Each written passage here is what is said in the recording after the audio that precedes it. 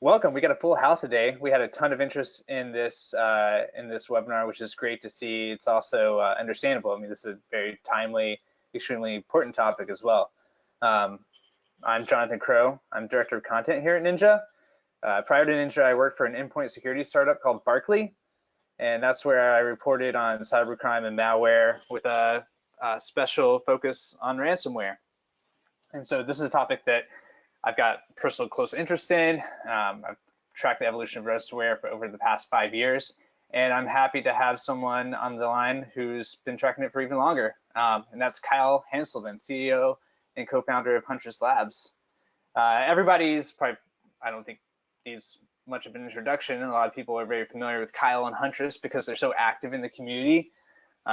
He and Huntress have been really kind of spearheading the charge to get discussion and information sharing around this recent wave of attacks on MSPs. But even before that, just sharing good cybersecurity information and info on the latest attacks and attacker techniques. Recently, he was on a panel with Datto, ConnectWise, and ID Agent that happened last week. He and the team also do an awesome webinar series called Tradecraft Tuesdays. That's one Tuesday every month, so you should definitely check that out. We got a link at the end of the webinar where you can go sign up for that. Kyle, thanks for doing this. No, for sure. I'm obviously stoked, pretty passionate about this topic. And the one thing that bothered me, Jonathan, you and I and a handful of other vendors have been working with MSPs, sharing like what's the latest and greatest on attack, but there kind of was a void on when things hit the fan, what do you do next? So obviously I'm stoked to be here, really happy to collaborate. And I think this is probably going to be my favorite webinar of the year, just because everything else is great about what you can protect against, but it really is like when you're in that moment, right? That's go time. That's when you actually get to do something actionable. And I think we got a lot to give. So you want to get this thing started?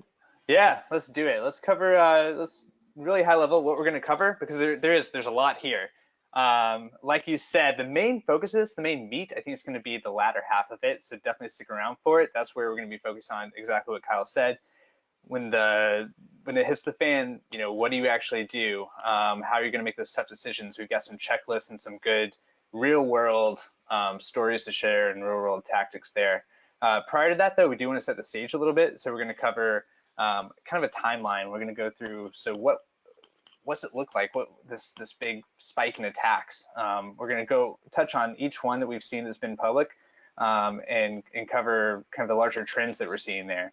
And then we're going to get into an example. Here's at a high level what one of these attacks looks like, what's actually going on. And then Kyle's going to launch an awesome demo where he, like the madman that he is going to be showing us some actual hacking techniques, and he's going to be detonating live ransomware on the air. So we'll see how that goes.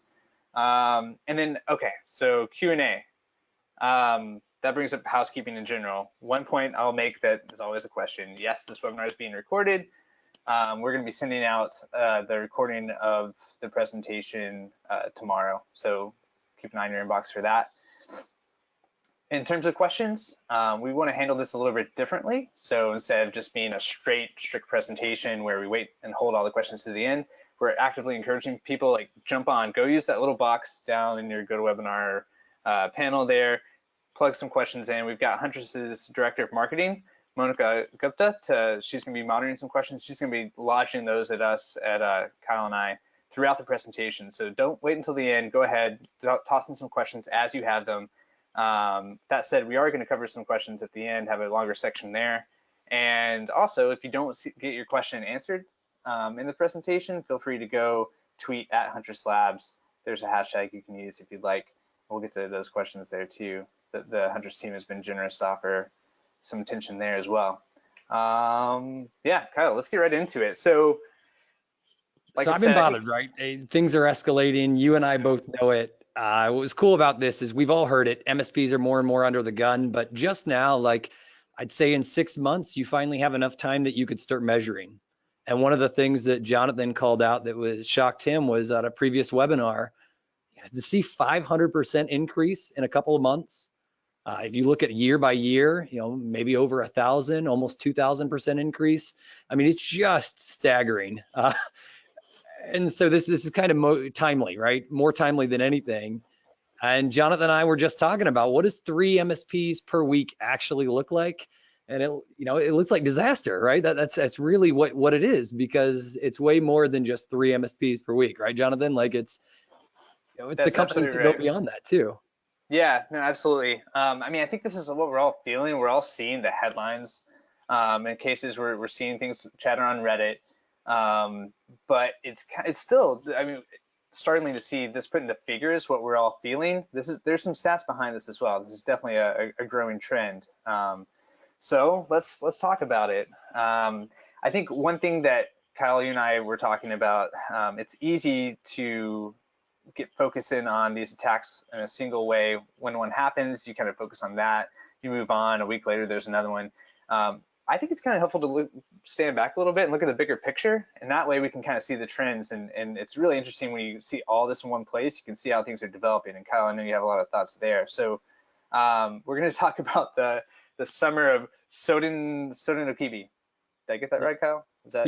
Yeah, the Summer of Soudan, right? It's Yeah. I think everybody has heard it. If you haven't heard it, you're just joining us. I'm stoked that you're here with us.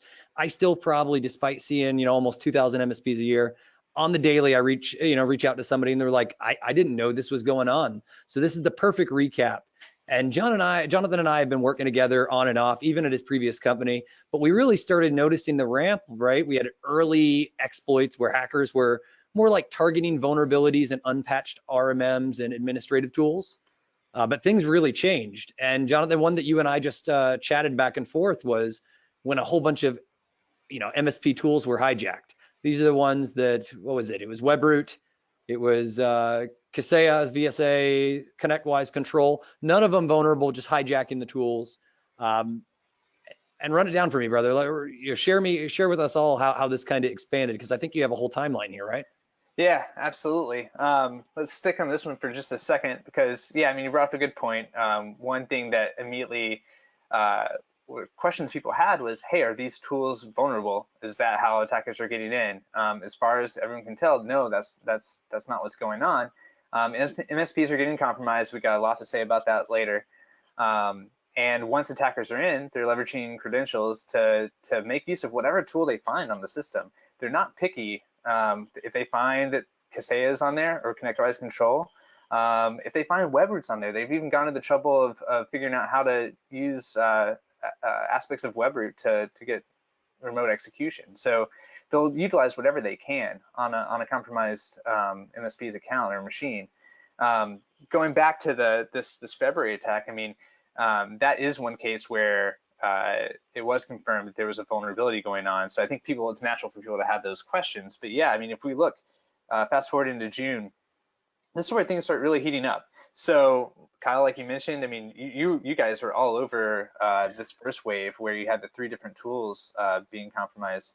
Do you want to say anything else about that in terms I of? mean, I think it was 8 MSPs in roughly a week, independent of each other, that all had compromise. That's probably the single largest surge in a 1-week period, but definitely not the heaviest month. So even in June, where things were ramping up, at that point, probably, 1 a week, 2 a week, and all of a sudden we jumped to 8 within a week period.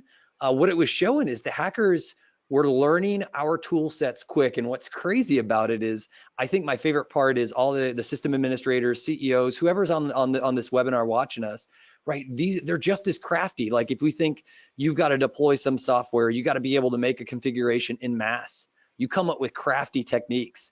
And we watch these hackers were like crudely using these initial tools, hijacking them in the beginning. But by July, right, it had pivoted to them finding new tools to hijack, right? Was that Go to Assist? Yeah, I mean, this is one that Silence called out.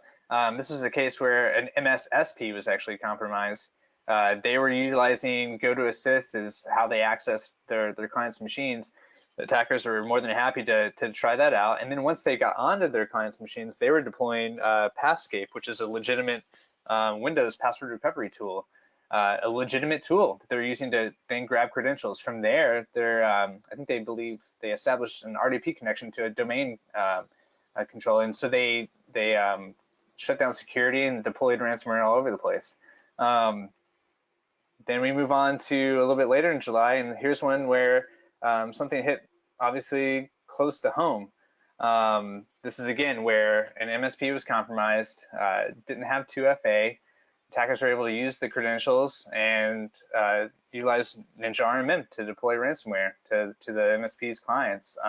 So there's obviously, one reaction to this, and that's to kind of wag the finger at MSPs who don't have 2FA enabled, but not exactly a constructive response, right? So I think this one was one of my favorites working with you, Jonathan, obviously, because this was the first time we went from friendship working together in the community to like literally business, right? yeah, And yeah, I think what's so absolutely. I exciting, mean, right? It was you and I, and I got to actually work with the CTO at Ninja, Lewis there, and we took a step back and said, all right, we could wag the finger all day long and say, shame on you, shame on you. But what was really fun is to take a step back and say, we're not going to be passive about this, like as an industry, as vendors, as MSPs. And really, this is a lot of this whole call is a giant call to action for the community to say, like, let's not roll over on this. So Jonathan and I got to collaborate really close to say, like, what could we do?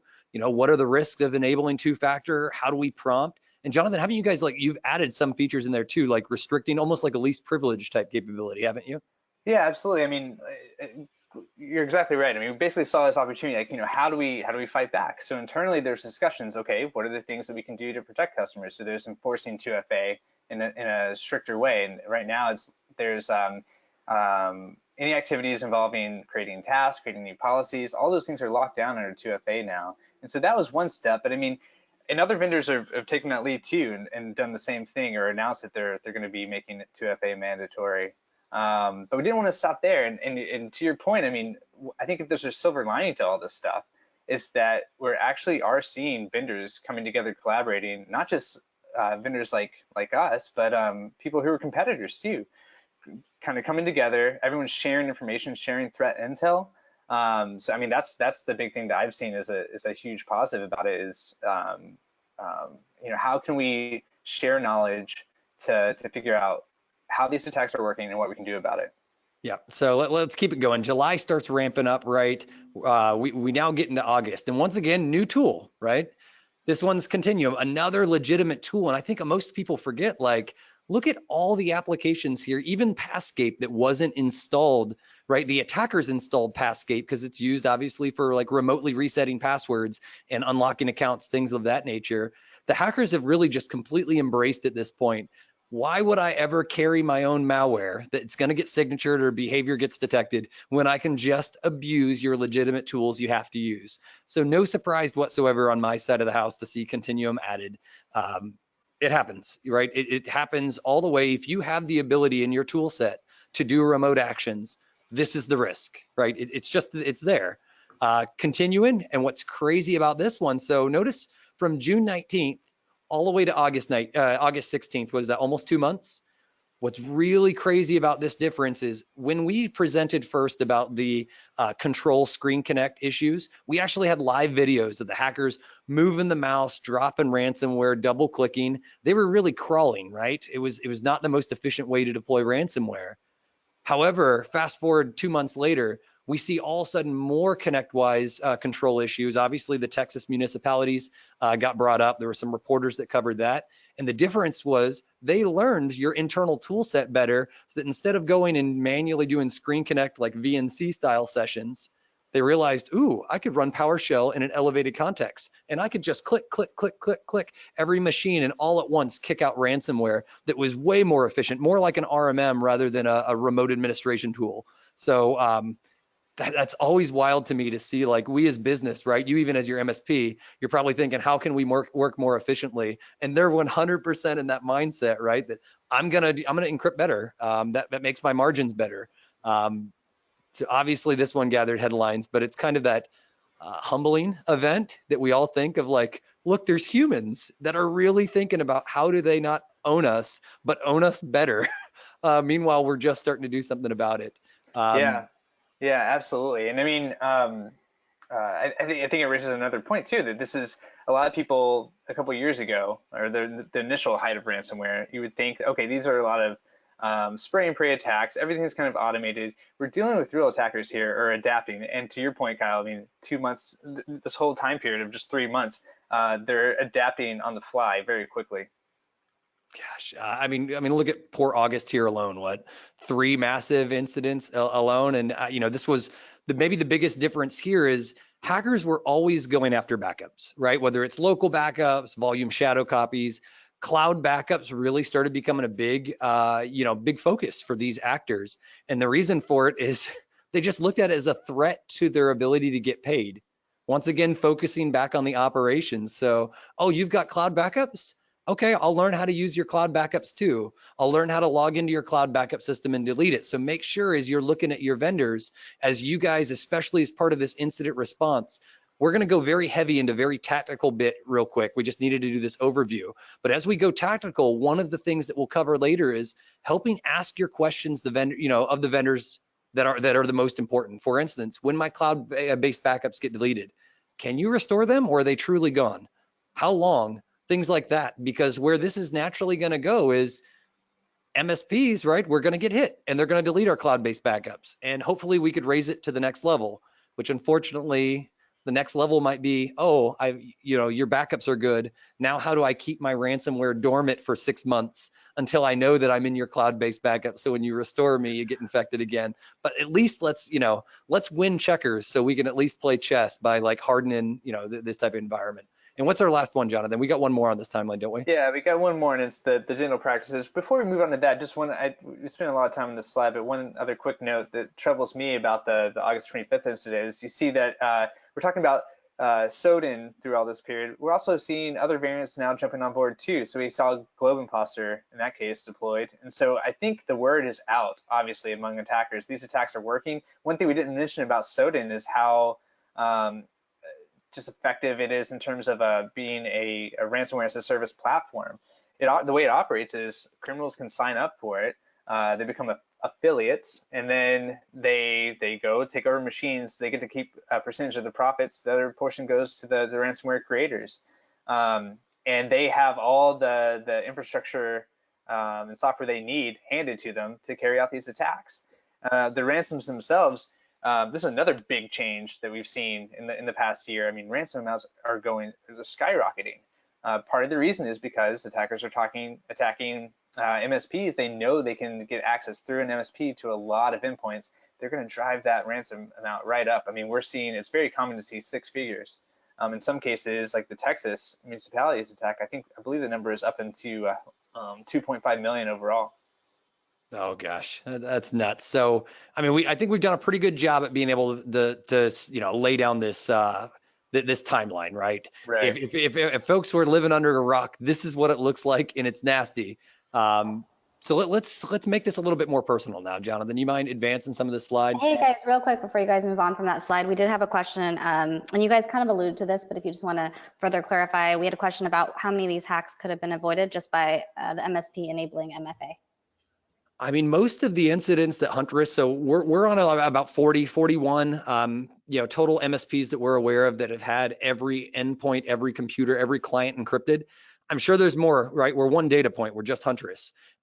We've collaborated on Ninja on some of these with other vendors, but majority of the time, the lowest hanging fruit is credential access. It's not people getting in with exploits. Sometimes it's patching, but it's really credentials are a bigger risk. So I don't have a hard number because you just don't know. And one of the things we're going to talk about as like we're weaponizing the community, right? Getting MSPs better at collaborating both with each other and vendors. We're going to talk a lot about like maintaining some of the forensics, because sometimes by the time that the MSP came up for air, right, they were just trying to get their clients online. The last thing they were really concerned about was it truly just this 2-factor and doing that in hindsight? And obviously, we need to be better about that, especially when it comes to like risk of litigation and lawsuits and things that we'll touch. But that's why I ask so many, like, bring your CEOs, bring your executive team on this, because we're going to go in depth. But to answer that question just simply, the vast majority that Huntress has directly worked with, so out of 41, we've directly worked with about 25. I would be willing to say at least 80%. The RMM couldn't have been abused the way it was if 2-factor was used, or the remote administration tool. So yes, 2-factor is important. Yeah, I mean, one thing I'd add just to that is, as we've seen with this slide, I mean, things are evolving very quickly, right? Attackers are adapting. So I think 2FA, it's being drilled into everyone's head right now, right? Like, you have to do it, and that's absolutely true. I will say that go back a couple of years or a few years ago, and everyone was just saying, okay, backup can take care of this. I think there's a little bit of, I would suggest a little bit of hesitancy in terms of thinking there's a simple solution. Obviously, yes, you want to do 2FA, but I mean, I think what this deck is all about is you are absolutely going to be better off if you prepare for the worst to happen. Okay, so yeah, you want to move to the, all right, we're on the attack diagram now. So when you look at this example MSP compromise, obviously not all of them follow the exact same pattern, right? It's been generalized. It's been generalized to be able to make this more realistic. Make it more relatable to people of what you're going to run into.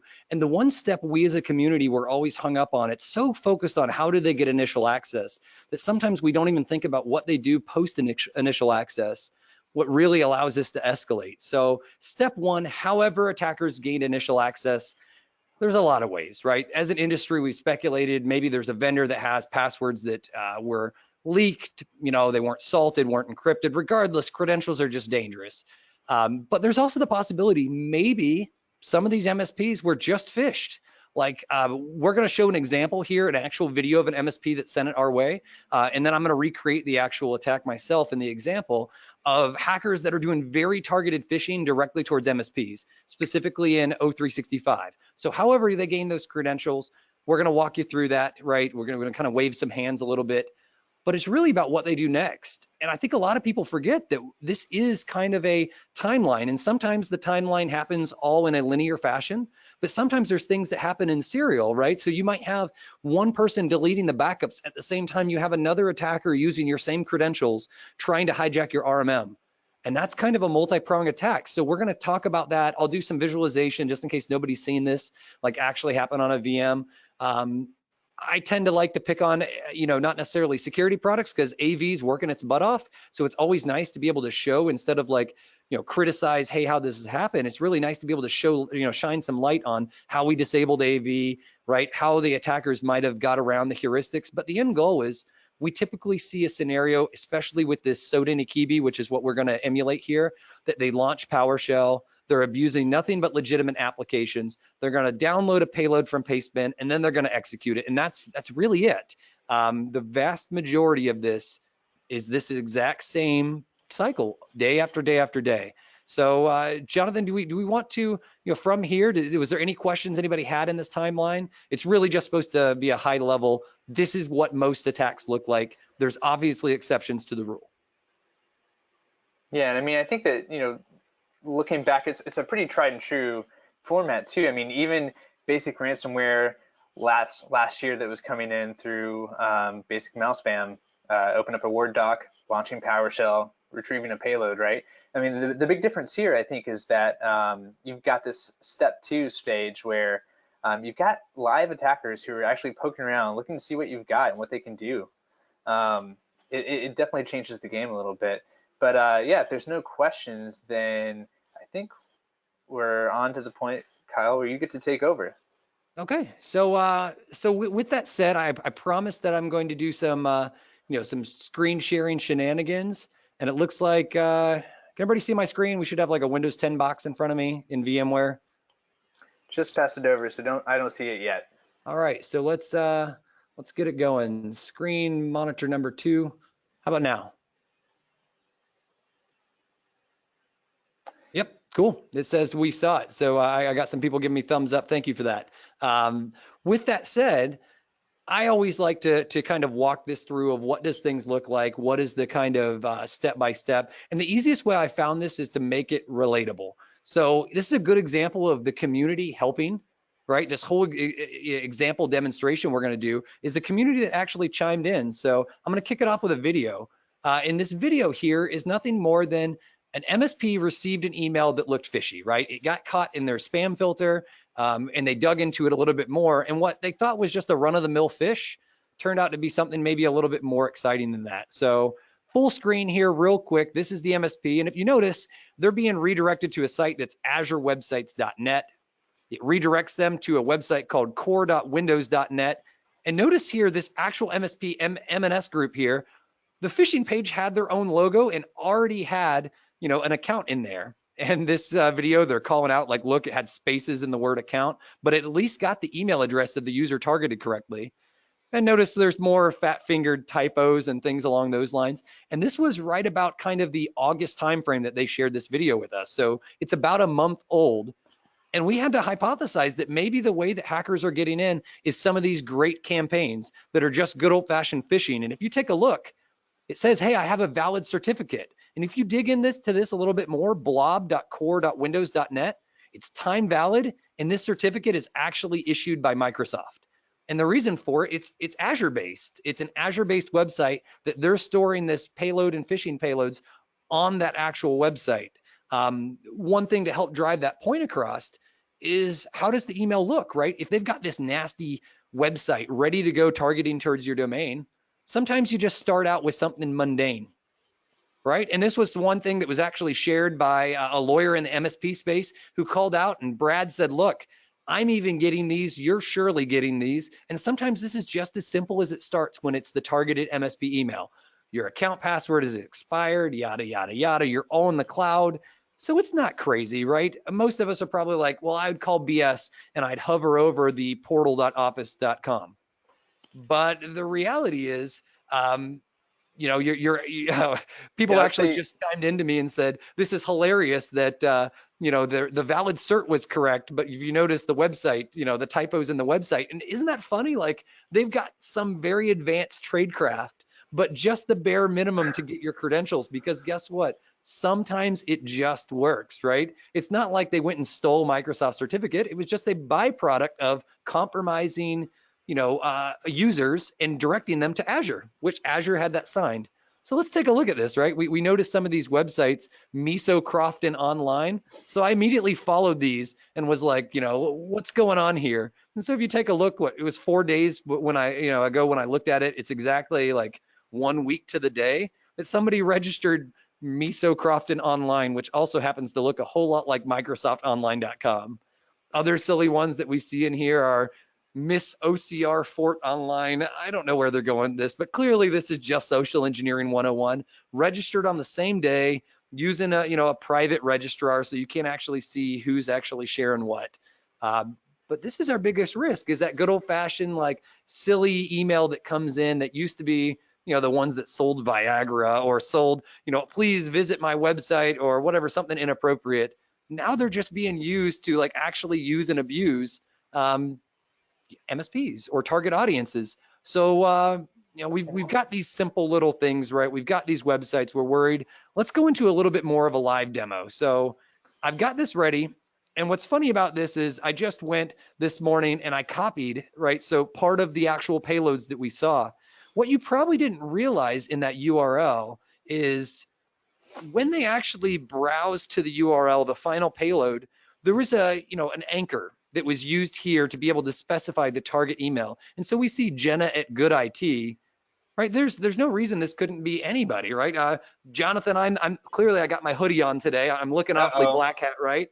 So I could go after Jonathan at, ninja.com or whatever the email address is, right? With a good old fashioned enter and a refresh, all I need to do, I don't even have to recreate my website. They're smart enough nowadays that they actually go here and parse these arguments. And notice now I'm targeting Jonathan at Ninja, and it's just that simple. I click in here and it's the same type of system that we had before, which was, please give me your credentials. And we know where this is going, right? I'll just mash the keyboard a little bit. What's creative about this is it almost looks a little bit like, the hackers are buying templated, phishing websites, because this does look a whole lot like Microsoft, but there's subtle differences sometimes in the hackers' payloads. So for instance, on this one, when I click sign in, notice it redirects me here to login.microsoft.com, and they actually put in an error page that says, sorry, we're having trouble.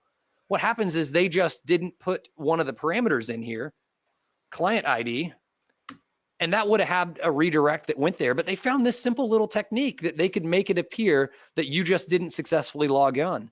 Other examples that we actually saw actually shuttled almost like a proxy. They passed your credentials, then redirected you back to your, your O365 logon. So we know what this is. If you don't have the credentials here at this point, you don't have two-factor, this hacker's got creds, right? They're in your network, they're on your payload, or they're ready to get payloads as long as they can get into some sort of RMM. And sometimes they got to move laterally. So let's continue, right? We've got our shady payloads. I was sharing some websites here before and some of these simple things. What's crazy about this is none of this is new. There was great vendors and great actual hackers out there, white hats, that started reporting on some of this stuff in April, saying, look, Windows.net is a legitimate website, and it's now targeting people in O365. But this is a great example of where these fake logon pages went from targeting, Bill at the random dry cleaner up the road to how do I move further up the supply chain and actually deliver this payload? So for those that haven't seen this, this is obviously an eye-opener. There's an awesome website out there called URL Scan, and it allows you to do mass searching for all these different payloads and things along those lines. So let's kind of pull that thread a little bit more. Let's just go see what's hanging out here on core.windows.net. And if we do a search, right, all this content, it's constantly being filtered in by new things. So we were at like 84,000 a little bit ago when I searched, and it updates every couple minutes. So let's give it a good old-fashioned research. So it looks like we got about 100 new shady websites, but take a look. It's the same thing over and over. Office, BPSA, 11111, etc. And we've got it being redirected from other different websites. Quad server secondary, maybe some of them are legit. Maybe some of them obviously aren't. Like, I love this one, lowercase r, lowercase n, but it looks enough like an M for Microsoft. And it's all day, every day. One of the ones that was probably my favorite as I was poking at this a little bit ago, I found ahead of this demonstration, I was searching to see how people are being compromised. And one of the ones here was Monday garbage.web.core, whatever. And this was just a couple hours ago that this was posted, right? If you take a look, September 24th at 10:36. So this is right before this instant. And we take a look, they're using a legitimate software called SendGrid. More, once again, abusing trusted applications. This is kind of like your MailChimp or different stuff like Mailgun, places that will just send marketing tools. SendGrid is a legit provider that'll send marketing emails, and the hackers here are using it to their advantage. So let's go and follow, right? SendGrid here. Let's just paste the URL. And just as we saw before, look at this. This is redirecting Paul Hillis at schwab.com. You want to talk about realistic? Like, Schwab this morning is being targeted by a hacker using this. Like, this isn't made up. This isn't Kyle's Jenna at Good IT. This is live. And this is available a couple hours ago that people are being targeted. So obviously it's not just MSPs as well. It's just targets of opportunity. Schwab's large enough that that it makes sense. One of the ones that I actually viewed earlier with my payloads was Apollo Private Equity. I don't even know who that is. But at the end of the day, they were good enough to be targeted by these hackers that, they're just looking for a target of opportunity. So anyways, same thing before. Notice this one's a little bit different. It doesn't have the next page. It just goes straight to the password, but it gets the job done, right? They're just collecting passwords. So now that we have passwords, Jonathan, I know one of the things is how do we bypass things, right? What do we actually do to be able to catch these incidents? And so let's take a step back and think about what hackers are doing. Right? If they're in your RMM, or maybe they just have like an elevated command prompt, regardless of how they got in your computer, your RMM or Screen Connect tool, it's going to run as admin or system privileges. Just so for the sake of this demo, I'm going to make it, an admin command prompt, right? Nothing special. I just want everybody to be able to kind of watch how this works. So let me crank up the font just a little bit so everybody can see. All right, clearly I'm failing in my demo here, but we've got big font. The next piece of this is I actually harvested one of the payloads that we saw on an incident with an MSP yesterday. And this is one that wasn't in the timeline. This is so like breaking edge. We're just gathering the research, and crazy enough, it's on an RMM that wasn't covered in the timeline as well. But take a look at this nasty payload that they actually used here. All right, this is the command, the first command that they ran. So let's break it down. From an elevated command prompt, they wanted to run an extra command /C. The first command that it runs is VSS Admin. So for anybody that's not on the technical side of the house, this is the volume shadow administrator account, and you know what they're doing. They're deleting, if the shadow copies are available, they want to delete those as quick as possible. That's the deleting the backup phase. And they want to do it quiet. Don't bother me. Don't give me alerts. Just let me delete it, please. And then they go a step further. They want to be able to make sure that they're actually changing the boot configuration policies. Set for the default policy, recovery enabled. Nah, we don't need to be able to recover this. And then one more step, right? They want to make sure that in the boot status policy, let's ignore all failures just so we're not bothering you. And you know where this is going. This is the pre-positioning. And so I don't know if I have any volume shadow copies on this clean VM, but let's take a look when I run it. Yeah, so the first one, usually it would say deleted your volume shadow copies. The next two silently complete. All right, so we prep the environment. That's at stage 2, right? Where we're now got credentials. We're now actually disabling, built-in features in your OS. But maybe they got to worry about antivirus. Like I know one antivirus, and all antiviruses, by the way, just about the same type of problem, right? Hackers, if they can elevate to admin privileges, we just did an educational webinar like last month on our Tradecraft Tuesday that we do each month. We actually dove into the technical side of the house of if you're running as admin privileges, how people like me get around your actual, AV. And one of the magical things that I ran that a whole bunch of people pointed my way, they said, you ran some magic, Kyle, that was called Disabled Windows Defender. But you didn't tell anybody how you did it or what you were using and abusing. So this is that case, right? And anybody that wants to take a look, right? It's nothing more than a whole bunch of keys here for the registry that I'm changing all the policies that say, yeah, disable anti-tamper protection, disable some of these pop-ups in real-time protection. And that was enough for me to be able to get around because I was an administrator and I elevated a system because I was running as the context of the RMM. I was able to shut this down. So this is a demo. We don't need to do it. You guys see what it's doing though. Plenty of these examples. And the very next step is now that I've got the environment prepped, what's go time look like? So I'll kind of just speed this up a little bit because we really have some big things to share. This is probably not news for some of the people attending. So I really want to share what you do when this situation happens. But for those who haven't seen it before, this is what the payload usually looks like. It's command.exe. Let's go in here and actually, I can never remember at the end of the day where my font is. So let's make the font a little bit larger and take a look at it. We got command.exe, calling start, calling PowerShell. So a whole bunch of indirection to get around, some of the behavior, hide the window, and then we call some payload, right? And the payload is always the same formula that Jonathan shared earlier, which is download something nasty off Pastebin. This is a great Twitter handle to follow, by the way. It's body SRT. And they actually have a tool that works just like the Huntress tool as well that goes through and we actually parse payloads that are malicious on Pastebin. And take a look at this, 13 hours, 20 hours, 22 hours ago today. These are the same payloads that we're showing in here that are being used to attack MSPs and they all look the same. So if we go out to Pastebin and I paste this in here, here's the actual payload. And for whoever was on the unlucky side of this situation, look at this, 102 unique IP addresses. Notice if it was natted, that would count as one unique IP address was hit here.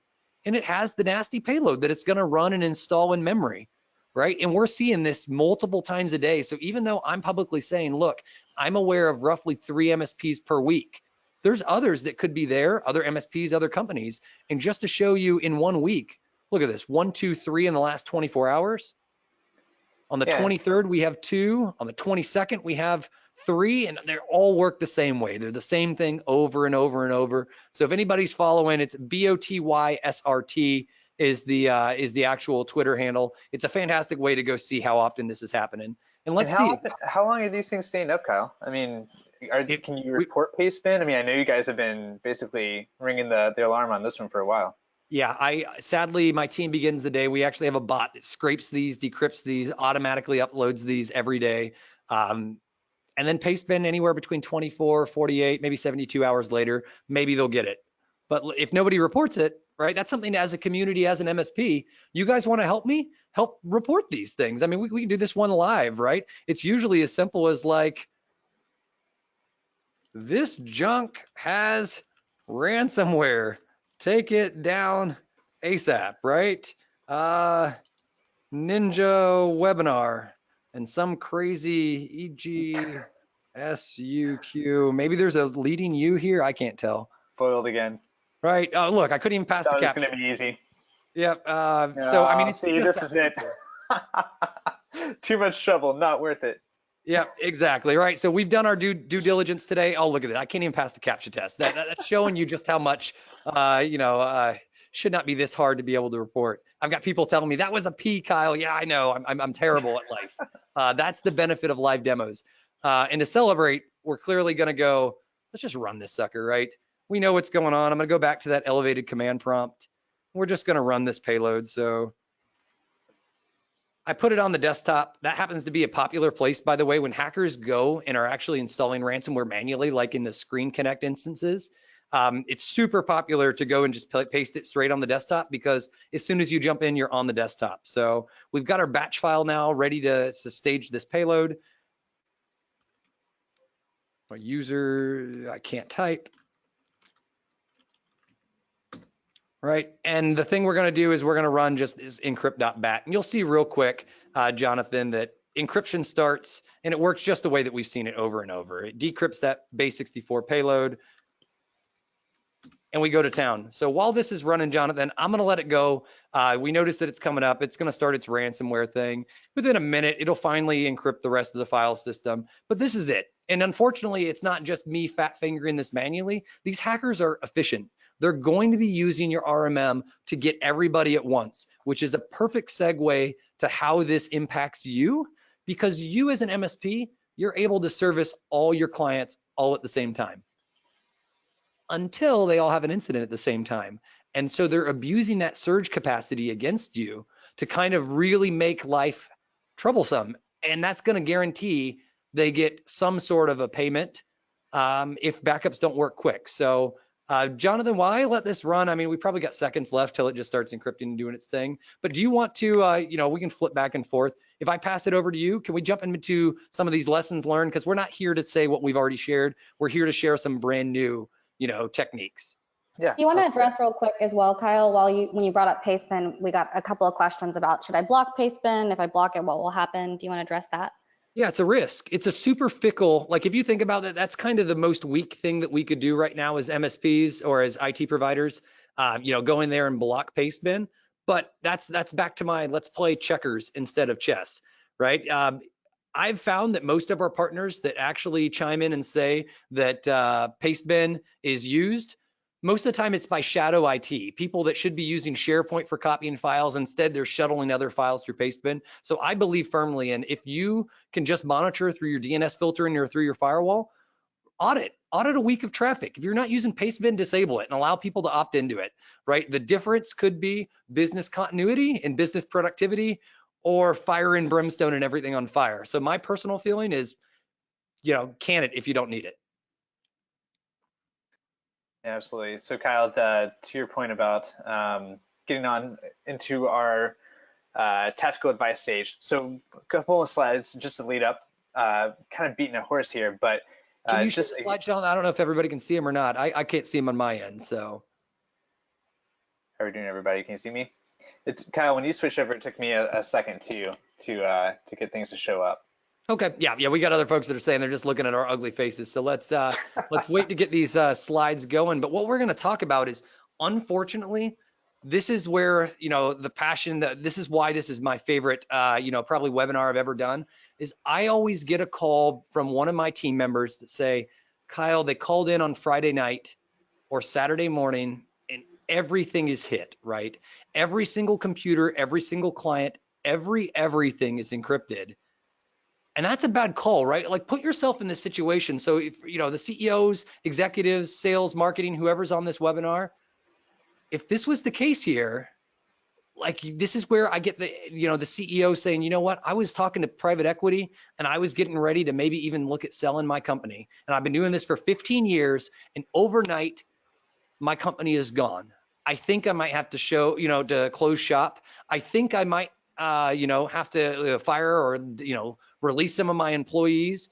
And what's crazy about this is it's not all doom and gloom, right? It's the worst case scenario, right? They always say this is the worst day of my life, but I really want to share here that it doesn't have to be the worst day of your life if you put some process on it. So Jonathan, I'm still not seeing, you know, slides. I don't know if you want to just cycle share, not share, or something along those lines, but I can only see your shining face and that beautiful plant in the background. Thanks for keeping an eye on the plant. Yeah, let me try to switch the presentation back over to you. And in fact, Kyle, I think you should be able to maybe even go over and grab it, or Lisa, if you're on the line, you can make Kyle the presenter. Okay, yeah, we'll fight through webinar software at the end of the day, right? We are shady IT folk. I think we'll figure this out. So while you guys are doing that, we got another question about whether they should consider disabling PowerShell on all workstations and servers by default. PowerShell super needed, right? It's built into the operating system. This is one of those you can go to and harden too much and actually end up causing yourself like a denial of service. So my suggestion, and I'm sure there's plenty of folks head nodding right now, is you really can't disable PowerShell nowadays in modern operating systems. You can minimize it and put it into restricted modes. Modern versions, by the way, of Windows 10 has all kinds of cool features to like reduce the attack surface and put in constrained language mode. But I really want to strongly suggest test. You're going to be the one that causes the denial of service if you don't. So don't get too aggressive on this stuff. I can't foot stomp that enough. So, all right, I'm going to go ahead and share. And Jonathan, I've got the copy that we had of this demonstration in Google Docs. I know you were running from PowerPoint, but let's make it happen. Let's pick up where we left off. So everybody see this now? Right? Can I get at least a one thumbs up from somebody like, well, we're able to see my screen? Yeah, we can see it, Kyle. Cool. I got literally somebody text me thumbs up, so I appreciate it. So think about this, right? This is the part that I think we as a community have forgot for a long time. And unfortunately, as the MSP, you know it better than your vendors.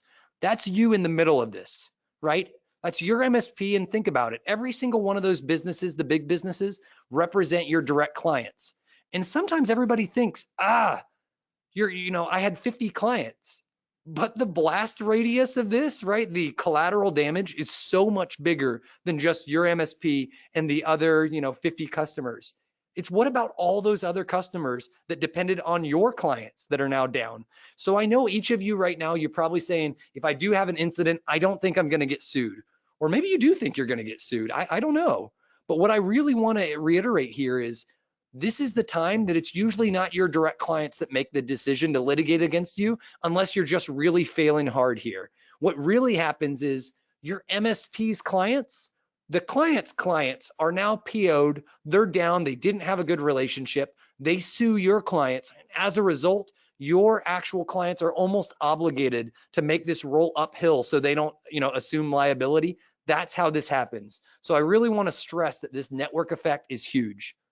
Right. And if you look at this, there was a reporter recently, her name was Renee Dudley from ProPublica, and she actually is an investigative reporter that went in and dug into the trenches and said, you know what, I want to represent the clients and I want to know what's going on. And what she dug up is our clients in the MSP world are scared of us. They're starting to be concerned, can my MSP be the one that introduces this new effect? So everybody here on this call, right, your friends of friends, if you're in peer groups, you need to start bringing up that we're having this erosion of trust right now that's going on, that we're really worried, right? And if you take a look at this actual MSP, and she name dropped. She's, as an investigative journalist, actually discovered there was an MSP that was, taking care of dental customers, unrelated to the PercySoft instance. All of their customers got encrypted. And unfortunately, they actually had to follow up and say, you know what? We were inundated with calls. It was soon apparent that the number of PCs here that needed restoration was too large. And take a look at this final thing. At this time, we must recommend you seeking outside technical assistance. And then they announced they shut the doors. That's the only MSP, by the way, that I'm aware of. They were a smaller shop, just above break fix, maybe 100 endpoints, so very small, but it didn't matter, right? This is massive. And so if we take a look at what this means, and Jonathan, I see your back now, brother. This is this piece, right? No one is trusting, right? And they might not be aware of it today, but when you see the doom and gloom, when you read articles like this on Wall Street Journal or other publications that are calling out and saying small businesses, medium businesses, you need to consider, are you the risk? That's real. That's a conversation that's starting to emerge, right? Absolutely. Yeah, and Kyle, I don't know if you want to try to hand back over to me for the presentation. I'm happy to drive again. Yeah, let's keep it going, brother. I mean, if you want to go back, the people are here for the content, right? And we're here to make sure they're still with us, right? Everybody's here wondering, is this still happening to us, right? Is this going to happen to me? And, right. Kyle and Jonathan are here, right? As vendors here in the space, we're specifically here for you to be able to wake up. So if you've got pen and paper, this is the part where you need it, because we're going to be dropping a little bit of the gospel here, right? These are hands-on lessons from 25 plus MSPs. Some Jonathan and I have actually, worked on, and really at this point, making sure that we're sharing these best practices with you. So let's dive in. Jonathan, you want to share a little bit about roles and responsibilities? I'm sure most of these audiences haven't even thought, that, all right, the world's on fire. Every one of my clients is encrypted. The phones are ringing off the hook. What's our first goal? Yeah, I mean, this is something you and I were talking about, and something that obviously you're getting firsthand experience with when you're talking, coaching, in a lot of cases, CEOs through this. And like you said, and during the worst day of their lives, right? This is the sort of thing that they wish they had figured out. This is the sort of thing you have to make decisions quickly on the fly. If you have the stuff figured out ahead of time, things are going to go actually a lot smoothly. So yeah, you're going to have to do a few different things. We've divided this up into roles. As a CEO or the COO, owner, whatever you want to call it, I think we decided that, you're the best way to refer to this is you've got some critical decisions to make. I mean, the first thing, obviously, you got to get on the phone with your insurance provider. If you don't have insurance, you definitely should look into that right now. You have to get on the phone with the lawyer. From there, you got to be a leader. You got to prioritize. You put it in a good way. You said that you've had scenarios where a good piece of advice for the owners to prioritize, delegate, and then get out of the way of your techs. And of course, then too, I think a point that we've talked about is for a lot of MSPs, some of your major clients, I mean, those are very personal relationships. In a lot of cases, if you don't have a sales team, you're the person who closed them. You're the person who's the account manager, essentially. And so you've got some key accounts that you may personally feel like you need to reach out and do some damage control. If we switch over to sales and marketing, I mean, you've got some good insight right here. But essentially, you want to leverage people to the fullest, right? I'll reiterate, right? So CEO hat to CEOs that are watching this, or MSP technicians, sales, whoever's on this call, you need to pass this message. I love you as a CEO and COO and executive team, but when we have things hit the fan at Huntress for like a large scale incident, and if you think of us like hundreds of thousands of computers, the best point for me is to get the heck out of the way. My job is to enable. So I want to really reiterate, quit becoming technical. Quit trying to manage this like you're not the field sergeant. You're not the one that's on the battlefield calling the shots of who's going to raid what. You're the one on the phone taking care of the lawyers and what's going to enable your business to stay in business. So please delegate, delegate, delegate, and think about that. You probably never thought that your whole thing is, how do I trust my team? That's why you've put all the time and effort into hiring. So please do that. And one of the number one things I see that get messed up really bad when CEOs delegate is not leveraging their sales and marketing. And I get it. Some of you on this call, you're the CEO who also does sales. I've been there. We started that stage too. I get it. But you really need to work on solid communication, and this is hand in hand. So if you have any sales, any marketing, hell, even your office administrator, right? That awesome executive that keeps you out of trouble, or somebody that's, your assistant, they are the perfect weapon to help you actually disseminate this information, because communication is so stinking key. It's going to be what stops you from getting sued initially, right? It's going to be what helps you retain your customers. And we've seen these big incidents that even though 4,000, 4,500 computers encrypted all at once, we've seen some cases where it's only 10, 15% of actual customer loss, which is a great situation considering the gravity of this. So I would strongly suggest that you, as the CEO and sales and marketing, your sales and marketing team can generate the message. How do you generate them a positive story? So one of the positive stories I'm going to share with you that's direct experience. I grew up in Florida, right? And one of the things in Florida, guess what? Hurricanes happen. And ransomware is the hurricane. You don't stop the hurricane from happening, and Florida businesses don't either. So you being able to give simple analogies to say, in Florida, they measure their business's resiliency and continuity of not can they dodge a hurricane, but how quick can they open up after a hurricane happens. That's what the most mature businesses in Florida do. You as an MSP are positioned in a place that you can say a hurricane just happened, and what's most important here is not that you got hit by a hurricane, but how quick we got you back up.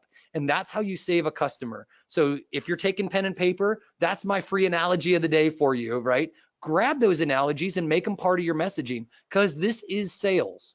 You just had a bad instance. I'm begging you, please have that situation where you're conveying those. But also, don't open yourself up for more liability and litigation. If your first call was not to the lawyer, which introduces you to insurance, or vice versa, don't communicate. You need to do this fast, but I can't tell you how many times I've seen an email that thankfully didn't get escalate, but it absolutely opened the MSP up for litigation. You have to balance that. You need to communicate transparently and efficiently. You also don't want to get sued out of business. So you need to start thinking about that pregame, right?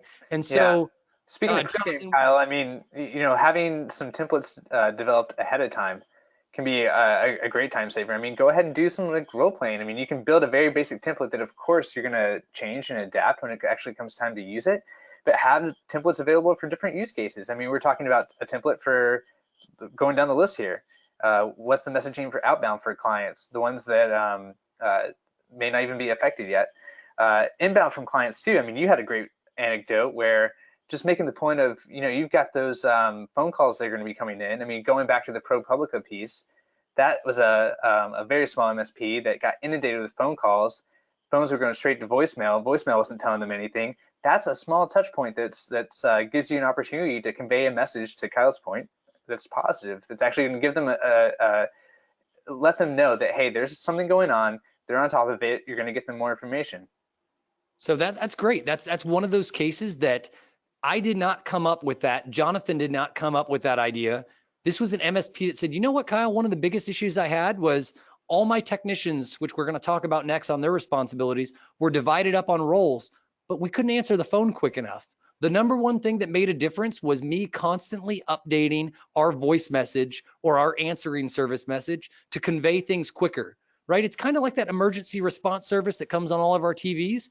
Weaponize your own technology. You got to get creative. So that's a perfect example of an MSP sharing their lesson learned with everybody here on this webinar, right? So please, if you've got ideas, share them with us. Hit us with questions. And the last piece I really, really, really want to emphasize here is technicians, right? Your job is undeniably some of the most critical. You're the one on the front lines. You're in the battlefield, right?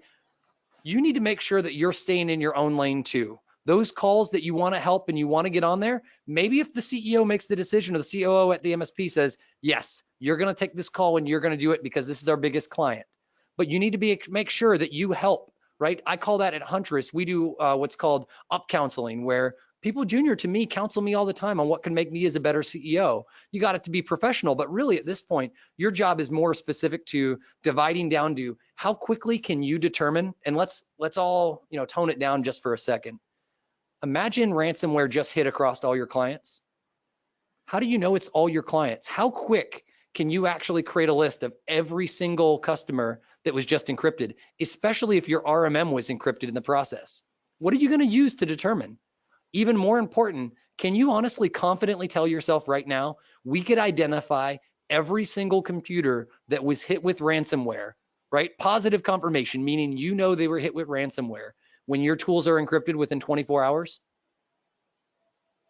That feeling you just felt is gravity, right? That's the gravity of the situation that, I have MSPs, I have the technicians that are diehard, but they call me, Kyle, I haven't slept in 48 hours straight. I'm making bad decisions and I'm about to cry because I still am 48 hours into it and I can't even tell you which endpoints are encrypted. That's real. So you need to have some of this process in place, some of these backups, things along those lines that you probably just haven't thought about it. So yes, your job is about locking down affected systems. Yes, you need to do this. Jonathan actually highlighted a great piece earlier, which was about forensics, and I kind of built upon it, but think about it. You've got opposing needs. All you want to do is be able to get your services and get your computers up and running, but at the same time, you need to be able to do forensics gathering technicians to be able to preserve this, because guess what? You might get subpoenaed and you might have to actually do a process called discovery that says, tell us what you did. Walk me through your timeline. Oh, you don't have a timeline?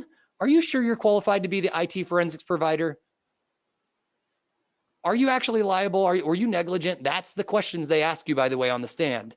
Recovery, obviously top thing. And one thing nobody talks about is coordinating with your vendors. You need to even subdivide your technicians. You're the vendor communication person. Your job is to know every single person at your backup provider and who's working after hours, because guess what? Your shift, you're going to get in about 36 hours into this and you're going to think like, I'm smelling a little funky and I haven't eaten and I surely haven't slept. That where your biggest problems go is, have I showered lately or have I slept lately? That you want to have these other easy things like who's coordinating with the vendors, already pre-established if it happens. So Jonathan, we ready to move?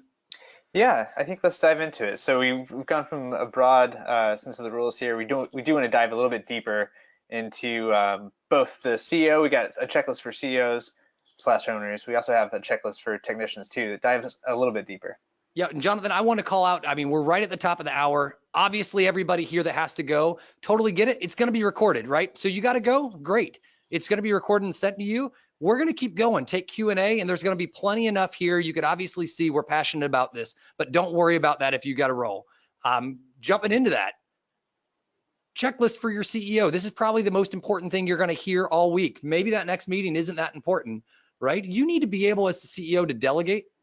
You need to answer questions like, how widespread is the attack? Because that's what your insurance company is going to want to know. They're going to want to know which tools are encrypted. Are you at fault? Is it because you didn't run two-factor? And sometimes that's being looked at as negligence now. Other times maybe it's somebody else, like, it's a 0-day or it's a patch, but you might not have those answers, right? So think about assessing damage really is your first. And if you could think about this would follow in kind of a category that would go from assessing your damage to, all right, get on the phone. Just not with your clients yet, right, Jonathan? You want to communicate, but you really got to talk to your insurance providers. Is there any people, Jonathan, in the incidents that you and I actually worked back and forth that you thought that people sometimes missed? In terms of who to contact? Yeah, I can think of law enforcement as one that sometimes people forget, that filing your insurance claim, you often need a police report. That's one that's overlooked. Yeah, I mean, you and I both talked about this beforehand as well, about like lawyers. Sometimes they're like, my lawyer's not really specialized in this breach thing. That's not the time to find out you don't have the credibility on your legal team. I have outside general counsel at Huntress, and then I have, everything's hit the fan, it's a data breach counsel. You need those, and it's not the time to learn it right now. So that's all I was going with there. You want to talk a little bit about, especially Jonathan, you're on the marketing side, and sometimes marketing gets a bad rap for not knowing their stuff. But let's be real. Get your story straight. This is you communicating a story. So take this part for me, Jonathan. Yeah, absolutely. And going back to the provider thing too, I mean, do you have an incident response provider? I mean, one point we're going to make on this list, and with the technicians too, there's a sense of want to be able to handle this all in-house. And in a lot of these cases, I mean, you're going to be best served, especially if you're dealing in a situation where it's all of your customers all at once. You're very limited. You're going to be better served to just focus on doing these main things, these primary, like, you have to do this immediately sort of stuff that's on this checklist. As a technician, you're going to be focused immediately on just isolation. And then you want to be able to kick off to an incident response specialist who's going to be able to do a lot of the things like deeper forensics, doing some of the actual deeper recovery phases. And so you got to have one of those on speed dial, right? And I think, Kyle, you brought this point up in a previous conversation. Your insurance provider may dictate who you're using. That person may need to be approved by your insurance in order to be covered. But yeah, going to the get your story straight and the messaging angle, I mean, this goes back to the point I made in the previous slide. I mean, it's really putting yourself in the situation. What was going to happen, and how is this really going to play out? What kind of communications are you going to need to have on hand? Drafting templates of that, and the important point, reviewing them by a lawyer to make sure that they're going to be ready to go. This involves notifying, updating clients. You may not just want to have one message. You're going to want to have a couple of templates around the line of, here's our initial notification, something's going on, we're working on it. And then it's a good idea to have just continuous outreach, because Kyle, you brought up the point before. People being left in the dark, people having to deal with the situation is one thing. People having to deal with it and also being left in the dark, that's another thing. And that's when you start getting into trouble. Yep. So Jonathan, do we want to try, are you able to see my slides, my friend? I know when we switch back and forth, I didn't even consider that you might not even be able to see what I'm presenting here. Yeah, I can see them. Okay, good. So we're tighter on time. Obviously, people can get screenshots. We'll follow up. Let's make this personal to the technician. So everybody that's geeky on this call that you've been waiting, this is for you, right? We coordinated with a whole bunch of MSPs. There's surely things that we missed on here too. So if you got a great idea, tweet it, Slack it, ask the question. This is the point, because we're going to take all these resources and we're going to build together, a more formal incident response guide that we're going to release on out here. So let's talk about that. Step one, Jonathan. All right, the CEO is delegated to me. I'm now the IT manager. I've delegated to the different people on, like, you're managing vendors. You're just handling the normal 9 to 5 tickets. your response and your forensics. Maybe I'm lucky enough to have 4 people or even more, right? 4 sections to do it. But let's be real, you could be a smaller shop. What's the first thing I need to take a look at, Jonathan, when there's a good inkling that all my customers are encrypted, or at least a good majority? Right. I mean, that's what really separates this latest wave of attacks from previous scenarios, where the previous scenario was all about, okay, a customer of mine got encrypted, right? What did they do wrong? And now your first reaction when you get attacked now, or you're seeing clients that are infected, it's not, oh great, what did my customer do? It's, oh man, are we compromised? And Yep. so the first thing you got to do is figure that out. You got to dive into your own tools first, because if you immediately jump into trying to isolate and recover your clients, you run the risk of, if you haven't cut off that initial attack point, then you could just see them get reinfected right over again. Yeah, So maybe that's where we talk RMM's about this list of locking down your own accounts. Yeah, maybe your RMM's in the cloud. Is it just my RMM that's in the cloud that was compromised? Or is it internally and they're on all my internal servers, right? This is, one of the things that I get a kick out of. I was active duty Air Force before this. I'm total tech geek, but I had a couple deployments under my belt as well. And one of those that comes with it is, combat medic training. Pretty much just how to plug holes. In no way, shape, or form am I good at anything medical, right? But if you need a tourniquet or you need, blood, I could probably make that happen for you, right? Or at least poke something. But Good to people know, Kyle. forget triage is 2 different ways to triage, right? If you think about catastrophe, right? 9/11 just happened. Catastrophe at 9/11 stage, by the way, worked in a way that when they came and did triage, it was who is the most critically injured and how do we get them help immediately, right? And so at this point, the technician is thinking, all right, what's the most critically injured? But we're going to have other analogies here in a little bit that might actually change your different way that you think about these, because combat triage is a little bit different. So I'm not going to kiss and tell. We've got a couple more slides to really go for there. But think about that. You're really in this critical part that you need to figure out what's the most critical thing I need to respond to. For instance, one of the cases I saw face to face, I actually went to this MSP on site for one of these cases, was, don't worry, we've changed all our passwords in our RMM and Screen Connect.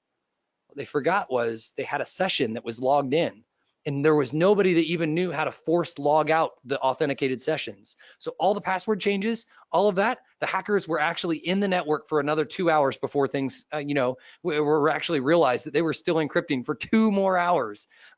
Just terrifying, right? Other things, like we've done hacking demos on Tradecraft Tuesday and things like that, where we actually show scraping of credentials in memory. And the reason Jonathan highlighted here of minimizing logging into systems with those privileged credentials, hackers like me might actually be on your compromised systems, where I might have only had the RMM creds, but I didn't have internal domain administrator creds yet, because you'd used a password manager and you did segment. But that's that one thing that you really have to be careful. Obviously, you got to get your job done. We can't say don't use domain admin creds, because that's BS. You got to use your tools. But that's one of those sticky situations that you as technicians have probably never even thought. Or how do I even, maybe I want to immediately shut down all my infected systems.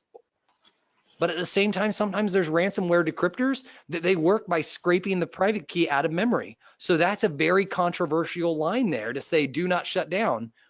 Maybe if you don't shut down, maybe even more gets encrypted, right? That's a hard decision, and you are going to have to be in that firefight as a technician. You're the front line, or at worst case scenario, you're the director of IT and you're the platoon leader, right? And you're the one calling the shots. That even though we're here giving you this advice, not all advice is the right advice, right? So ensuring MFA is enabled. If you didn't do it, I always hear this, right? And I can ask my chief architect who's on the other side of this wall right now, what's the one line we hear in every phone call with a compromised MSP? I had this project planned. I was going to put 2-factor on everything next week. It's always next week, right? It's always next week.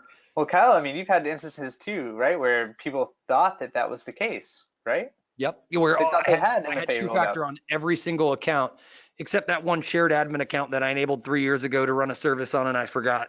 That stinks, right? So anyways, those are some of those things that are more tactical. You can obviously read. We don't need to read every bullet to you. Yeah, I guess one last thing that I know that you guys called out as an important one, going back to the forensic side, was backing up the log files, right? Oh gosh, yeah. You want to explain why this is so important, Jonathan, and I'll clarify anything that you don't have. I mean, really back to you, but I mean, it's basically, this is one of the there's a time element to this Yeah. too, right? Like there's in terms of how long things are being kept, and there's a sense of urgency there. You back those up. It goes back to your point of being able to show that timeline of here's when you're doing that forensic stage, and then God forbid if you do get dragged into court, being able to show what happened, right? And Jonathan crushed it there. Really, it's about these logs that only have so large of a log size. So you sometimes have finite time. If you have a really heavily logged in domain controller, maybe you have an hour or 2 hours before those logs roll over, before you can see how somebody even got in or what credential. I can tell you your event logs are treasure troves, but unfortunately the time, like if you're thinking about as an MSP, what we do now as technicians, tabletop exercise. We do this in the military before anything gets rated. They actually do a, stick in, model type tabletop exercise. If you think about the Bin Laden raid, they actually built a compound that looked just like Optibon for them to do the raid. There's no reason you can't actually say, you know what, this Friday, we're grabbing some beers, we're grabbing some Mountain Dew, and we're going to do a tabletop exercise of how quick can we pull every event log from every server on every client. That is crazy. But those are the things that are going to build camaraderie that actually go from being an MSP to a cohesive team that's going to be able to make it happen. CEO, COO, roll out some, some overtime. It's an investment in your company. I'm promising you it is worth the investment, right? And it builds character. At the same time, these next steps after isolation, right? You hear about all the lockdown affected clients, minimize your logging in, backups, of course. I can't really emphasize enough that this triage, you're not going to even know what's encrypted first. Your biggest problem is I'm telling you log into your RMM and look for, encrypted things, but maybe you log into your primary RMM and you're like, no unusual tasks here. And then you forget like, oh, I still got like 20% of my clients that are on this old RMM that I transitioned from. I've seen it. I've seen that happen, that you just forget these and you overlook these. So please, please, please look at those. And strongly, like if you're over your head and these things sound crazy for you, now is the time to go find an incident response company. We work with roughly 5 different incident responders. Huntress does not do that. We are a product that finds breaches before they escalate to this level. But we're the early warning. We're the canary in the coal mine. We're not the people that are rescuing the coal miners that got stuck. So make these relationships. If you need them, we're more than happy. We don't have any kickbacks from anybody, but there's a lot of folks that are actually incident responders that are starting to specialize in MSP. So consider that. So we want to walk through this one. Jonathan, this is where I can get some old school war analogies, right? Put some camouflage on my face. Yeah, this is you've been teasing it, but this is a really important slide, I think. It really gets at the heart of things, of making really tough decisions. Real quick, I got two questions that just came up, and especially for MSPs that are security oriented, people asked me, please name drop. The ones that we work with frequently, by the way, Solus Security, we've done probably 20 incidents with them. FR Secure is a team in Minneapolis. We've got a handful of these great providers like that. One here in Maryland is called Atlanta Data Forensics. There really is kind of like this endless number of great providers out there, but those 3 we've done several incidents with. We'll post, Monica, can you work, since you're posting in the chat, can you actually post some of those links of some of those providers that we work with? Because there's others that I'm blanking out on as well, just because I was asked on the fly. Absolutely. But these are people that were known to work. Going back to the pretty slide, right? Jonathan crushed this. This is why it's so important to have somebody like a marketing asset on your team to help you tell a story better. So this is a good example of like, when you think about, back to my 9/11 example, right? Or a huge crisis, you think about the first thing I do is I go to the person that's actually damaged the most, right? Or hurt the most, and how do I save their life? But it doesn't always work that way on the MSP side of the house. You have a business to run. So think about this. The first thing you're asking is like, all right, are my systems encrypted? Oh, not encrypted. All right, let's put them into a queue. And so Jonathan and I made up a triage category, right? This is kind of like, are they expectant to die? Are they expectant to live? Or are they just, somebody that should be helping out in this effort as well? Or, and observe is that category. All right, their business, they weren't part of the group that got infected. So we move on, right, to this next step. Yes, they are encrypted. Can this business conduct, actual business? And if the answer to that is yes, or majority, maybe you throw them into this delayed priority, which is, all right, we're going to restore you, but we got real limbs here that are missing from people. This is where things get a little hairy. Sometimes your answer is no, they can't conduct business. And sometimes you delay them because you have somebody else now. Think about it. Your MSP cannot possibly handle, I've never met one in 41 incidents, 25, 26 that I've worked with directly that have the capacity to handle all customers at once. I've never seen it that way. It just doesn't work for the economic model to do it that way. So this next piece is, can I afford to lose a client? This is where we go from emergency triage in peacetime to combat triage, where you're saying, oh, and this might sound like really crude, but believe it or not, even in the Air Force, which we live behind a chair, right? The chair force, when you have things hitting the fan, you actually ask yourself in a combat situation, who's the quickest that I can bundle back up, right? Bandage, get the blood stop going, so they start fighting again. And this is really that situation. Who's that client that you can't afford to lose? And that is a difference, right? That's a Venn diagram of overlap. Who are clients that I can afford to lose? Who are the ones that are ransom that are most important or most likely to sue? And that's really this triple Venn diagram here that you're choosing who's in your immediate category. So we're not saying this is the only way to do a workflow. I strongly suggest screenshot this. Take these lessons learned back to your MSP, modify them, make them better, make them relate to how you actually work. But please, please, please have a process. Because if you don't have a process in place, you creating this on the fly is going to cost you time. And time is going to cost you customers. And customers are going to cost you your business and your livelihood and employees and all of those things. Jonathan, was there anything else that I missed? I know we could go really in depth, but we're already over in time, and I really want to make sure people have time for good Q&A. Yeah, absolutely. I mean, I think the last thing that I would say, if you want to share the anecdote that you shared with me, where in this sort of nightmare situation, kind of the way that you framed it in terms of, you know, you may not come out of this situation having all your customers. You may lose some. You may not be able to decide that you can keep them all. But going through a process like this can help you gain some control over that situation to determine who you're going to lose and who you're going to keep. Is that right? Yeah, 110% yes, that's absolutely correct. So where do we go from here, right? You're not here, right? This is one of those things that I hate, you know, fear, uncertainty, and doubt, vendors that scare you into a situation. Thankfully, right, 3 of you this week might be here. That's real, but you're not here yet. So let's think about prep. Jonathan, you mind introducing this real quick? I'm sharing some links in the webinar for other people, but I just want to make sure that we introduce this, and then we'll go from there. Absolutely. So we've had lots of checklists, but this is basically going back to, it's all about having the things you need before you actually need them, right? And so here's a list. Go down. I mean, this is not going to be new to a lot of people, but I think it's good to have them all in one place and all in front of you. So first of all, have an incident response plan that's customized to your business. Go through those exercises where you actually conduct drills like Kyle's suggesting. Have things documented. That's going to save you if you ever do actually have to rely on that. Document and practice the lockdown procedures. Again, the big difference between these attacks and ones we've seen in the past is it's not just your lockdown procedures for your own clients, it's for yourself too in your own systems. Make sure you know how to do that. We already went through going through that, running through a mock triage session. What if it's all of your customers at once? Go take that screenshot from the last slide, adapt it to whatever you think your criteria are, but then start deciding how are we going to make the tough choices when we have to, when we're talking about prioritizing clients over the others.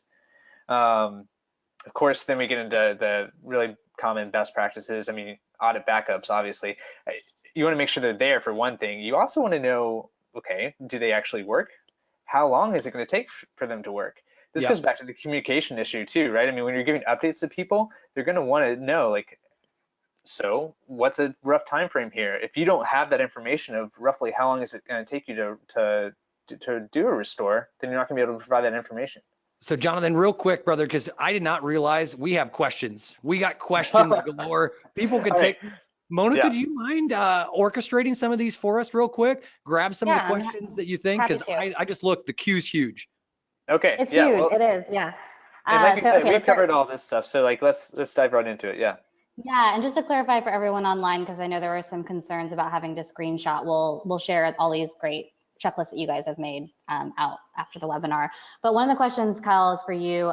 They wanted to know if you've seen an API-based attack yet, and they said that they've seen some stuff on the dark web for specific RMM systems, and so they want to know your thoughts on that. Yep. So let me stop screen sharing here real quick. Go back to Jonathan and I's ugly mugs. Yes, we're seeing the beginning of API style attacks, usually for automation though. So not to the point, and I actually covered this on the webinar Jonathan mentioned earlier, which was the Datto Kaseya ConnectWise webinar that we did. And yeah, those are the attacks of the future for sure. The reason for it is everything about API style attacks makes sense. If you think of cloud environments, they're very quick to automate. If you think about the capabilities, a lot of times our own products, like I can think about my ConnectWise integration for Huntress. It drives me insane that some of them have to have admin privileges because they have too many privileges and you have to tailor it down. Sometimes we just see people just adding admin. So those are one of those that you want to take a least privilege if you can. I have not seen anything en masse yet where it was pure API. But from one of those early attacks where we saw crypto coin miner deployed with an RMM like en masse, that was 100% using, instead of API, they were using raw commands directly to the database, which is just one step away from some of the let's call directly into an API to automate these. So it's coming. It is absolutely coming, especially as two-factor as well. Guess what? There's two-factor on my login when I log in with Creds, but that app, that app account or something along those lines, is there two-factor there? No, you want automation. That's the whole purpose of it. So sadly, that's the genesis of where this is going. However, don't get distracted by these little like attacks of the future. Yes, they're going to happen. You're not doing the basics, I promise. And if you are doing the basics, you're in that like 5 to 10%. And you probably should be. If you want to make the biggest difference, you should probably be on Reddit dropping assets and making it easier as a community, or just competing with other businesses and putting them out of business. Because let's be real, that's really where we're at this stage. It's going to be dog eat dog world. You're right. There's going to be companies that know security and companies that don't. And if you don't, you're not going to be in business much longer. When the mainstream media is talking about this, even if that wasn't the truth, it's now the truth. It's now happening. So, I mean, I can easily see an asset like some of these checklists that we're sharing. You alter those a little bit, pass them out to prospects, pass them out to current customers. Once you feel like you're in good shape, you can ask prospects, hey, here's your checklist. We feel really good about all this stuff. How about your own MSP? Have you asked them about this stuff lately? Why don't you ask them? Yeah, I mean, it could be a competitive advantage. If you have your ducks in the row, one of the things that you could do, because I know for a fact, the very first question every single one of your customers as an MSP asks you is, my IT is running great. Why do I need you? Right? And the first thing they want to go is to the person up the road that's a little bit cheaper than you. Arm your customers with the right questions to ask. How can they audit that MSP that wants to compete with you? I hate to say that it's that brutal, but this is competition. It happens to even, us. Ninja happens as a vendor. This is a differentiator of who takes security serious. And what's great about security, it's the one thing you can't fake. You could call it machine learning, you could call it all the great marketing, but the ransomware notice proves that, is proof in the pudding, and the response effort is proof in the pudding, which, by the way, one of the things that, I guess I'm here to share, going back, that ransomware finally struck, right? The only thing it didn't encrypt was an AVI file. Everything else, finally happened there. So it was clearly on a VM with like one core, but that's how it happens. And unfortunately, they do it at midnight. So, they've got all night to get all your files. So let's go back real quick. Monica, you got another question for us? Jonathan, yeah, I have quite a few on just Huntress, Ninja. Is there an integration? Can you deploy from Ninja? So things like that, if you want to talk about that a little bit.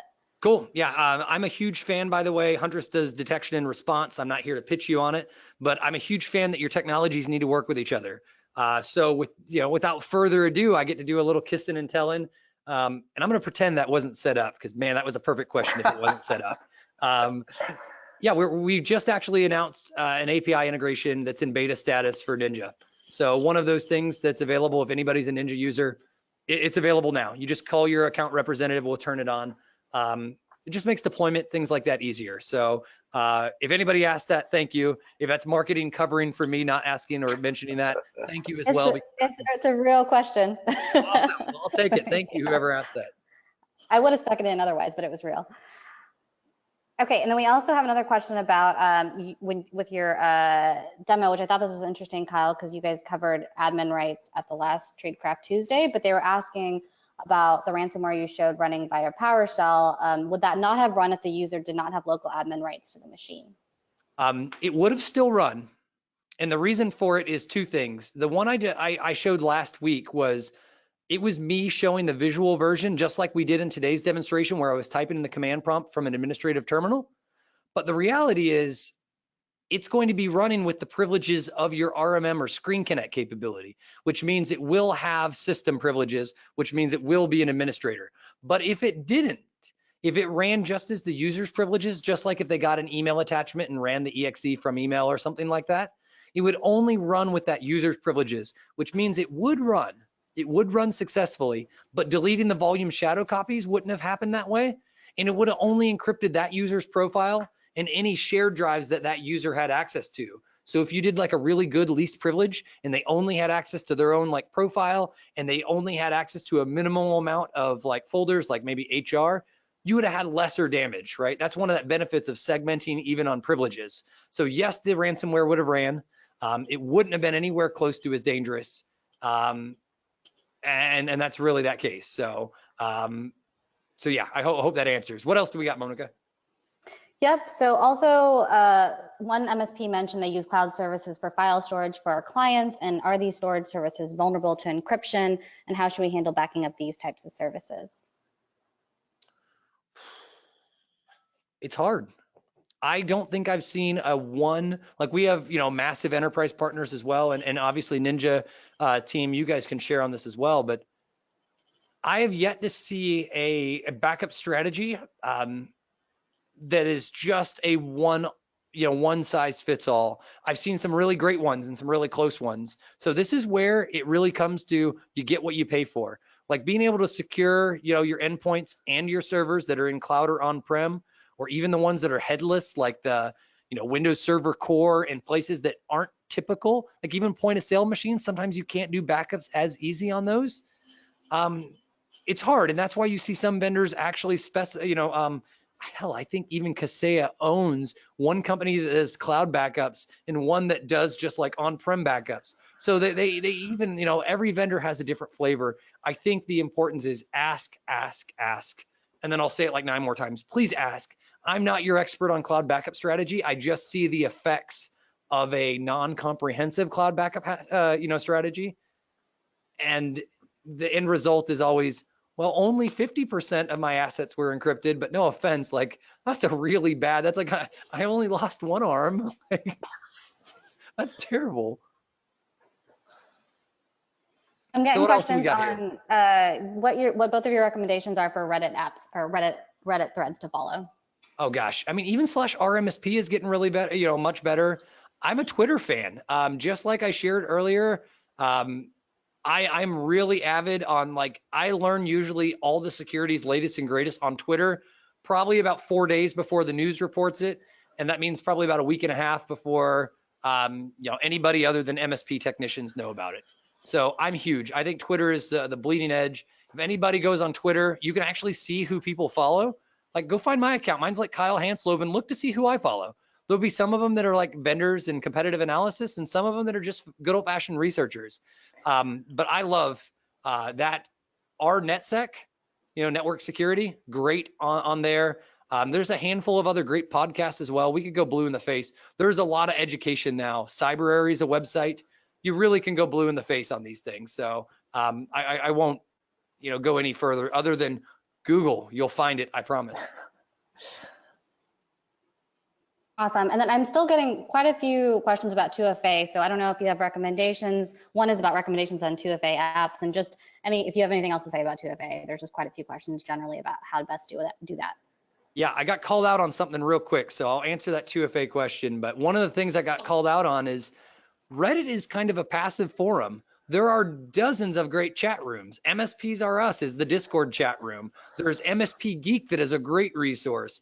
IT Pool Party. Yep. Yeah, there's endless of these. Be part of a community, right? Collaborate. This is how this happens, right? We're launching an MSP ISAC that we're collaborating this way. So once again, there's more active places than just occasionally remembering to go on this. And I'm actually in these chat rooms right now, BSing back and forth. So like please do it. It's a great place to collaborate. Going back to two-factor, Monica, can you get to me the meat and potatoes? I think I heard it was, more or less, how do we deploy? How do we make sure it's deployed? What can make life easier? Is that accurate, or did I get that wrong? Yeah, and if you have specific recommendations on it, just kind of, there's just quite a few questions about, one was about how do you handle SIM swapping? So you can just talk more about it. So we're probably going to do our Tradecraft Tuesday this month is going to be on two-factor authentication. And the reason for it is not all 2FA is created equally. We all know we should run it, but there's a lot of people that aren't aware that not all multiple factor authentication or MFA 2FA is created equally. I can tell you internally, we use Duo. Does that mean they're the best or perfect? No, but I really like them enough that I put my eggs in that basket. I use LastPass. I'm not promoted by any of these people. I don't get kickbacks. I think most importantly is what is the most passive way to do it, right? SIM swapping is a current attack that's going on that allows people to provision a new SIM card or hijack your phone to get your SMS two-factor. So I really want to emphasize that being able to get some type of TOTP or maybe a YubiKey or some type of out of band message that you're getting that's not coming over something that's easily hijackable. Obviously, SMS hijacking is not easy, but it's getting easier, and there has absolutely been targeted attacks. But I do want to emphasize, you got to learn, right? This is no longer the time as the MSP that we can just hear the sales engineer pitch. You actually have to learn how the technology works under the hood, and you got to invest that time, and you got to be able to say why this one two-factor is not better than another. Right? And we're even improving this ourselves. You also need to push your vendors and say, enable 2FA by default, because if you leave it to an MSP, they'll get around to it. And then they'll tell me on the phone at Sunday at 2 a.m., Kyle, I was going to do that next week. So, hassle your vendors to help you with that too. And that even includes us at Huntress. We're looking at our own strategy. I mean, there's a real convenience factor, right? I mean, these things are so much of the job is built around being able to do things fast and have access, and it puts a big hurdle in front of all that. But as we've seen, I mean, it's absolutely worth it. So, any more questions? We have a question. Yeah, just a couple of more. So we have a question about Macs and just are those better to use because of security purposes? If you have we have a lot of Macs. I mean, to be honest, within Huntress ourselves, we have majority of our computers are Mac computers. It's security through obscurity. Let's be real. I actually, here's something for you. Me as a vendor, I made the business decision to not prioritize our Mac agent because there's just so few of them in an enterprise environment or in an MSP environment. I made the risk determined. That doesn't mean you don't need to protect them. You do. But let's be real. You as an MSP are in business to make money. I, as a vendor, I'm here to be able to make a difference and make money. And that's so hard. I can't tell you as a security researcher and as somebody who dies over this stuff, of how crazy it is for me to say, I don't have a Mac agent for Huntress. I don't. I have one on the roadmap and it's going to happen. But when I looked at where could I make the biggest difference, I saw 98% of the endpoints were Windows servers and Windows endpoints. And so I invested my strategy there. So I always emphasize that make sure you look at the risk and align your decisions as an MSP to your business. Because if you just go all in on adding all these expensive layers that nobody can afford to buy, and then you're not doing anybody any good. Harden the things you get for free. Harden the things that cover your masses, and then worry about those things on the edge. You'll eventually get to closer to 100% coverage. But if you're not doing the things that can cover the masses, that's so hard. And I'm telling you, this is on my mind personally every week. So I got to imagine it's on the audience mind too. So no, Macs get pwned. I manage them internally at Huntress. Yeah, they get hit just as hard. There's just less of them. There's less malware, definitely less ransomware. Know your risk profile. How do we best block our end users from clicking and signing into these phishing emails that appear to be Microsoft? I'll share the link just because. Are we still able to screen share or anything like that? I think I actually have a page that was the one that I brought up earlier that was a pen tester that called out simple rules to protect against spoofed email. They actually had two really cool O365 capabilities. Here we go. Everybody see my screen now? Yeah. Cool. Good. So I'll zoom a little bit more. Anybody want to share this? This is obviously malwareresearch.org. This whole article here was simple rules to protect. and they dropped some genius here in here that was about mitigation. So these people also think from like an offensive perspective, but after they look at how people can hack, they gave some rules. So going to the Exchange admin, going to Mailflow, I don't know if they work, but the fact that this is here available for you, you probably just have never seen it, is a really great way. And to be honest, as MSPs, you probably have even better ways to block this.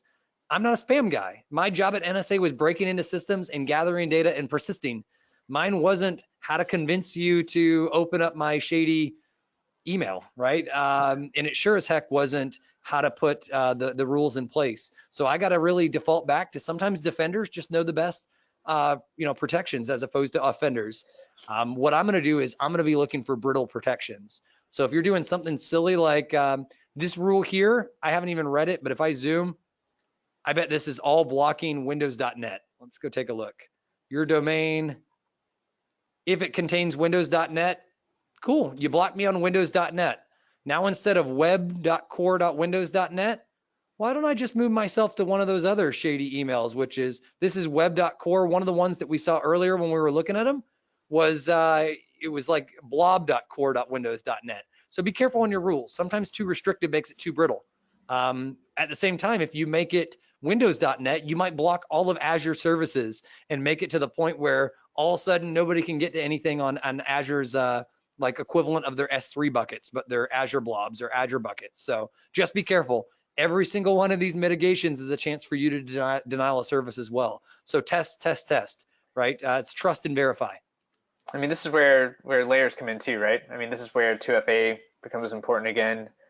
System hardening to limit damage to when someone does get in. What that they're able to do with the specific account or the specific machine that they landed on, things like that. Yep, cool stuff. So Jonathan, you got presenter back. Anything else? I know we've gone a little bit long, but we got people. I mean, it's long enough now that I'm sure people are like, man, my boss is gonna fire me, but I promise this is the one place this investment is worthwhile. This will keep you in business so your boss can like live on the beach one day, and hopefully you can make a little bit of that change too. Just a couple of more, Kyle, if you can put that link in chat that you were just sharing. We got a couple of asks for that. Yeah, so are there any specific feedback or recommendations for one-man shops from either of you? Yeah, I mean, that's tough because, we just went down that roles and responsibilities list in this checklist. I mean, that's not you delegating, that's all you. Kyle, any specific recommendations for? This is the same pitch you give to your customers. You probably just didn't realize it. Your customers can't do IT as well as you or as efficiently as you because they're going to hire somebody they don't know how to qualify. They're the one-person band at the end of the day. And you, however, handle IT for many companies. You bring them efficiencies, but you've convinced them that you are the better option not only for their budget, but also for their business to depend on that expertise. Find outside expertise. The communities, I know some places, Tom Lawrence, I think, and I think there's a couple others, maybe Continuum do like outsource SOC as a service, outsource NOC as a service. Even if you can't do it, right? Find these other outside vendors or, master MSPs that only when the surge happens, maybe you have a contract with them that you got to put them on retainer, but you're going to appreciate that. So just like you've convinced them that you could be more efficient and they're depending on your outside expertise, you depend on others. That's how we build it. That's how hundreds or, almost 1,000 MSPs use the Huntress product now.